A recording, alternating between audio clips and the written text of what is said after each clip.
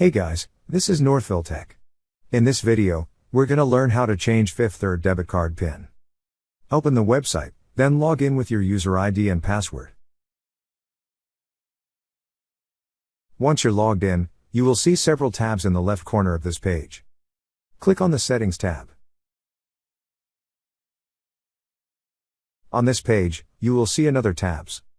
Click on the tab that says Security.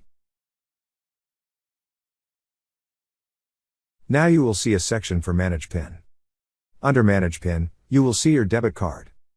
On its right side, you will see a Manage PIN button. Click on the Manage PIN button.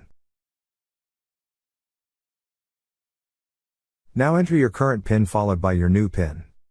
Then, enter it again in the left side field to confirm your new PIN. Then click on Save. That's how you change your Fifth Third debit card PIN. Thank you so much guys for watching, and if you have not yet subscribed to our YouTube channel, please subscribe to our YouTube channel as we create tech videos related to financial apps almost every day.